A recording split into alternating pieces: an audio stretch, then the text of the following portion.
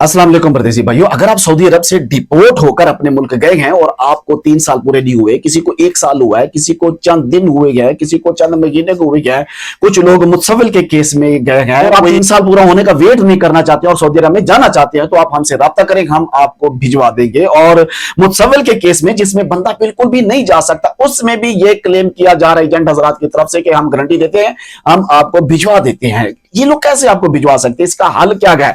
हालांकि मैं इसके अगेंस्ट वीडियो बनाता रहता हूं और आपको बताता भी रहता हूं, जवाब भी देता रहता हूं कि भी आप वेट करें, आपके पैसे ज़ाया हो जाएंगे, आप नहीं जा सकते।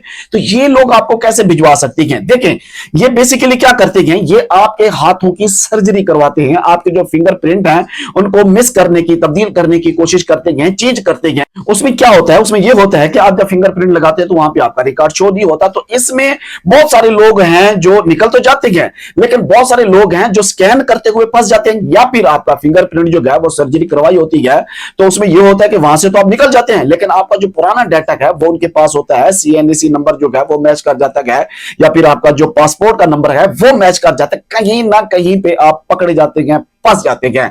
अब जब आप फंस जाते हैं तो ये आप एक गलत तरीके से इंटर करने की जो कोशिश करते हैं ना सऊदी अरब में, तो सऊदी गवर्नमेंट आपके साथ इसके ऊपर बहुत ज्यादा बुरा बिहेवियर यूज करती है। बहुत सारे बंदे हैं जो कुछ केसेस ऐसे हैं, यानी जो आप सऊदी अरब से डिपोर्ट होकर गए, नया वीजा लिया, आपने ट्राई किया, वीजा लग गया, आप वहां से ट्रैवल करके सऊदी अरब एयरपोर्ट के ऊपर पहुंचे, उन्होंने कहा जी हम आपको अपने मुल्क में इंटर नहीं होने दे सकते, उन्होंने आपको वापस डिपोर्ट कर दिया। ये एक नॉर्मल तरीके से आप गए, आपने कोई चीटिंग नहीं की, जस्ट आप जो है ना, जैसे था आपका एक तरीका कार बैन लगा हुआ था, आप गए, उन्हें देखा बंदे के ऊपर बैन है, वो आपको इंटर नहीं होने दिया, उन्होंने आपको वापस कर दिया। अब जब आप चीटिंग करके इस तरह से सर्जरी करवा के जाएंगे तो वो लोग आपको पकड़ लेंगे, पकड़कर आपको वहां पर जेल में कैद कर देंगे, वहां पर आपको सजा दी जाएगी कि आप गलत तरीके से इंटर होने की कोशिश कर रहे हैं। इस तरह जो एजेंट आपको यह कहता है कि हम आपकी सर्जरी करवाएंगे और गलत तरीके से या मिस यूज करके आपको यहां से भेजेंगे, खुदारा ऐसे एजेंटों को आप पैसे ना दें, आप उनको चाहे डॉक्यूमेंट्स भी दे रहे हैं, वो डन बेस के ऊपर भी आपको